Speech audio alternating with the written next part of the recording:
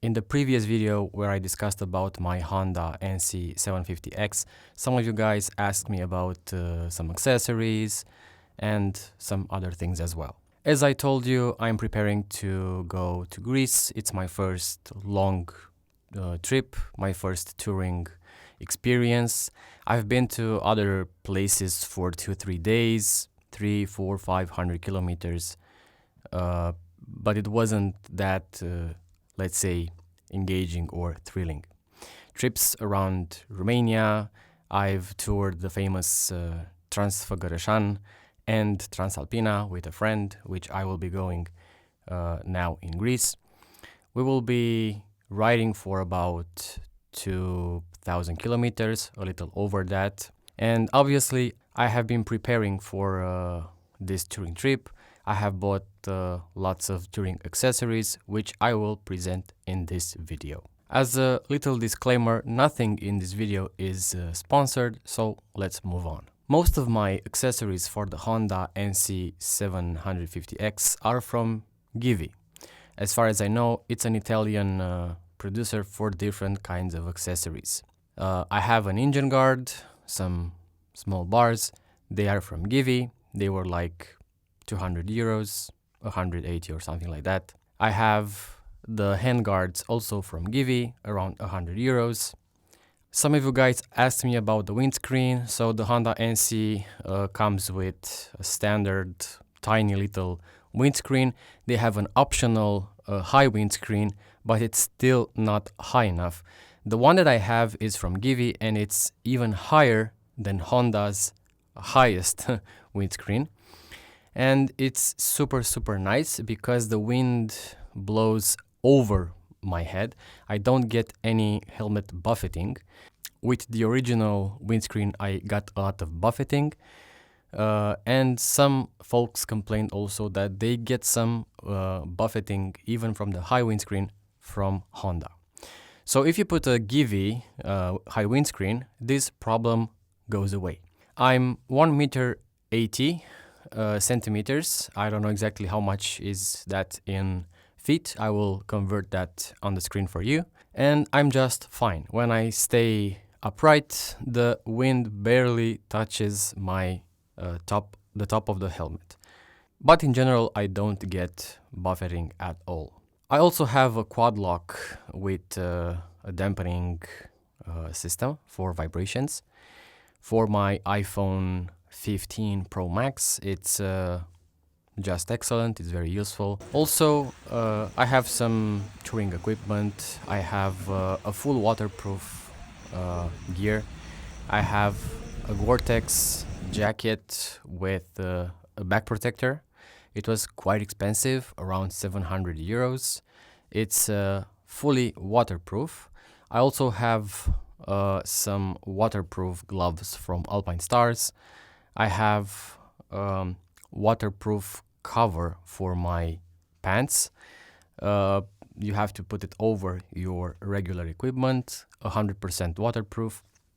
I also have a pair of boots and a pair of high boots, basically, both of them from Alpine Stars, and both of them are waterproof. I have a full carbon helmet from HGC.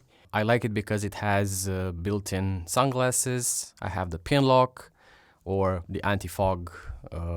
I also have on the helmet a mount for my GoPro, and I also have the Cardo intercommunicator, which is extremely useful. In my opinion, mandatory for every touring experience. I also have some touring gloves from Revit, which were around 100 euros. They are very comfortable, from natural leather, and they're very nice. When I will be going in Greece, I will have 3 pairs of gloves. One which is waterproof, the touring ones that I mentioned earlier, and a pair of urban, let's say textile, lightweight gloves, which I have also been wearing in my last episode. I also have these earplugs, which are excellent for reducing noise if you are cruising on the highway. When you're touring, you really need some luggage. I have a top case from Givi as well. I got this top case from Motocard. They had a great price. In Romania, the same top case was around 350 euros. I managed to get this one for around 180, so almost half the price, and they also had free shipping included. So very nice. I have a waterproof bag, and it has a capacity of around 40 liters. Also, the monolock support and the support itself for the top case, both of them are from Givi. And yeah, you need to pay around 100 euros for the support, another 100 euros for the other monolock support, and I also paid 180 euros for the top case. Some people prefer lateral bags, saddle bags, or cases. I don't like them that much because it makes my motorcycle too wide, and it's a bit more difficult to go between cars, or I don't know, it just feels too wide for me. I prefer having the top case, even if the top case basically raises the center of gravity, and you may compromise handling a little bit, but I'm fine since I told you I always ride safely. I don't go that fast, I don't bend that much on curves, and I'm just fine.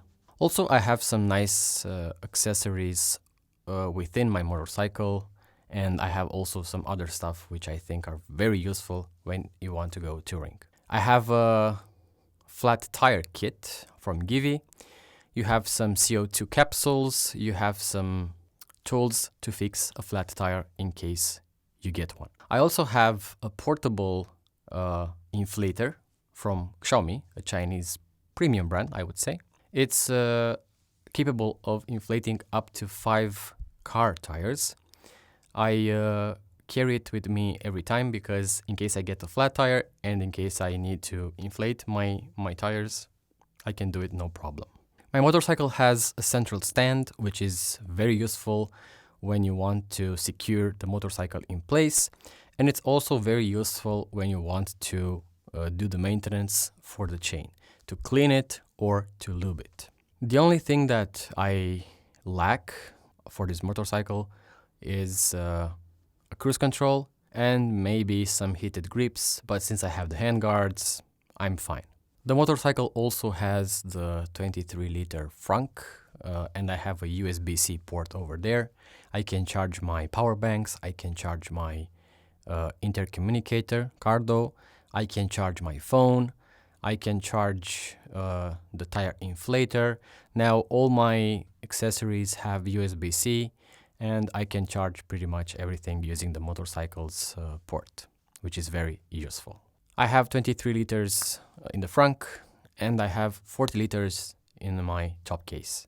I can just add some more space, but I think it's enough. I don't want to be that much heavy, that much wide. For a week, I think I'm good. I usually wear motorcycle jeans. I don't like adventure touring pants because you sweat a lot and they feel like a little bit uncomfortable for me. I prefer jeans, motorcycle jeans with protections, and in case rain starts, I have my waterproof cover for my pants, which I will put over. The tires that this motorcycle has are from Metzeler. They're all season, and after they wear out, I'm considering switching to Michelin or Continental premium touring tires, but I think that will happen barely next year. So I'm prepared for my trip. The oil change has been done last year after 1,000 kilometers.